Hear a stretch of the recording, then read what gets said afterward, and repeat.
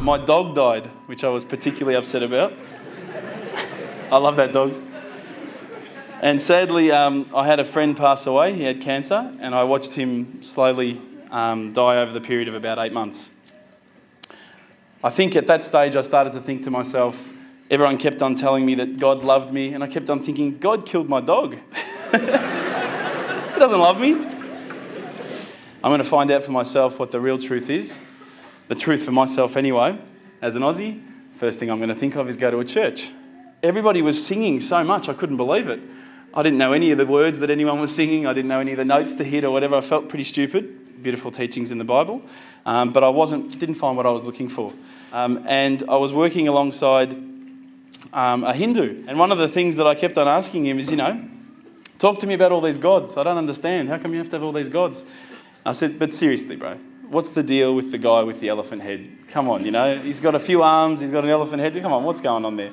You've got lions' heads, tigers' heads, eagles' heads. They're all so much better than the elephant's head. Why did he pick that one?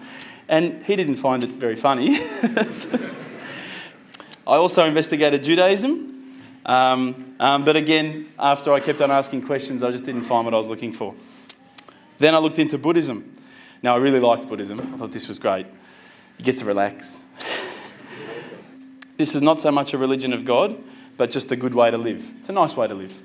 And I said, look, I've investigated all the religions and I can't find what I'm looking for. And he said to me, well, what have you investigated? And I said, oh, well, look, I've investigated Christianity. I've investigated this ism, this, that, all the isms. He goes, well, what about Islam? And I went, Islam?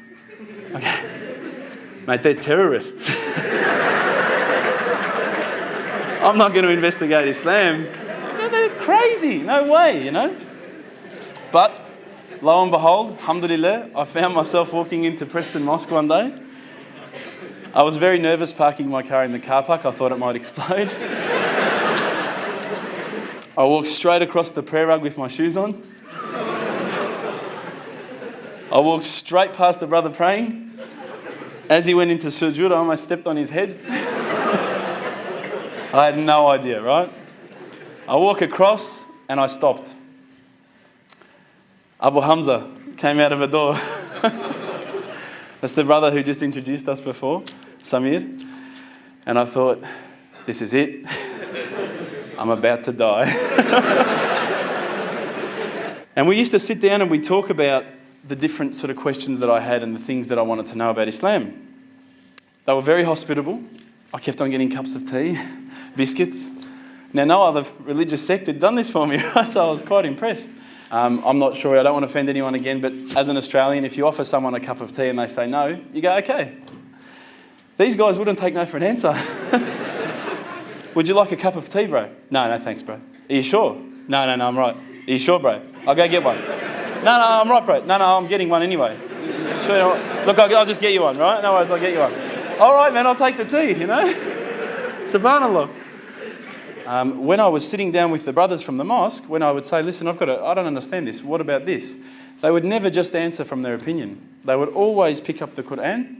They would open it up and it would be like, they're like human indexes.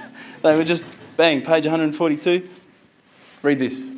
And I would read it and I would go, wow, that's beautiful. And I would say, look, where's all this part about killing people and blowing up cars? And I don't see that. Is it somewhere towards the back that I haven't read it yet? I can't find it. First impressions when I walked in were that these guys were terrorists. And I found nothing but the opposite. I found that they were the most hospitable, caring, nice people. I mean, these are guys that would say, do you need a lift home? Because they saw my car. Do you need a panel beater? Do you need a new motor? I remember speaking to them and they said, look, Islam is not just a religion for yourself, it's also a religion based on a whole social community. So alhamdulillah, I started realising that Islam is not just about each individual, it's also about a community. I also asked questions about the hijab and why couldn't I wear it?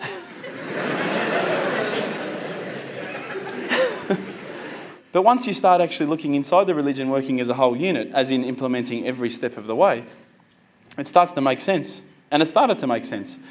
And I stopped and I thought to myself, look, this is the time. Tonight, Allah and me, we're going to have a bit of a conversation. We're going to bond. All I need from you, Allah, is just a sign. Just a little sign. Look, nothing too major, just maybe a bolt of lightning. Bolt of lightning for you, man. Come on, you created the earth. This is just a bolt of lightning. It'll be easy. So I sat there and I went, okay, go. And I swear to you, nothing happened. Absolutely nothing. I was really disappointed. I said, Allah, this is your chance. I'm here. I'm asking you. Where's my sign? Come on. I'll give you another chance. Maybe you were busy. It's night time here. It's busy over the other side of the world. Maybe I could just get a bit of a creak in the floor. Maybe I could hear a car backfire. Something that I'll know it's for me, but no one else will know. It's just between you and me. Again, I said, go. I'm waiting. And I waited. I think I waited about a minute. And that felt like a long time at the time. And nothing happened. Absolutely nothing happened. And I was really disappointed. I thought, I'm like on this cliff. I'm on the edge of a cliff. I'm about to jump into Islam and I just haven't been pushed. I haven't taken that little leap. So I turned the Quran. I turned to the next page where I'd finished off. SubhanAllah, the very next verse that I read, for those of you who ask for signs, have we not shown you enough already? Look around you at the skies, the stars, land, the oceans. These are the signs for the people of knowledge. SubhanAllah. Straight away, my whole world changed. I was staring at the Quran. I was just in shock. I couldn't believe that I'd been so arrogant to ask for my own specific sign when the signs had been around me all the time. There's a creator because there's a creation. So I closed the Quran. I had the best night's sleep, I got to tell you. I went straight to the mosque the next day. Alhamdulillah, Abu Hamza was there again. I said, Abu Hamza, this is what's happened to me. He said, that's it, you become a Muslim today. There's no mucking around with Abu Hamza. He goes, don't worry about all that. Yallah. So, but when I walked into the mosque, the people just started pouring in. And I went, SubhanAllah, look at this religion. I've been to churches where there's, 20 people, 30 people, 50 people.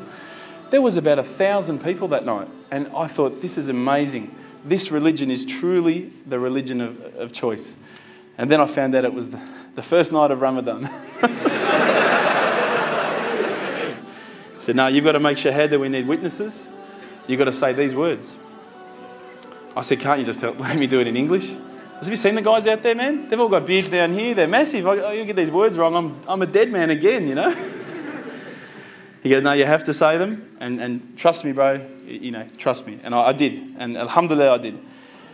I stood up in front of all the brothers and I, to be honest with you, I was looking across this sea of beards. I was mesmerized. I started to say the words and all the fear went out of my body and out of my heart. Ashhadu an la ilaha illallah wa ashhadu an Muhammadan Rasulullah. And I felt like a shower had been turned on and my whole body had been flushed clean. And trust me, I needed to be flushed clean. I was standing up there. All the brothers started yelling out, Takbir, Allahu Akbar. I thought I'd done something wrong. And they started coming towards me and I thought, oh no. I'm pretty sure I said what he said. And they started hugging me and kissing me. Now, I had never been hugged and kissed by that many men in my life. But I felt the brotherhood. Straight away, I could see people had tears in their eyes.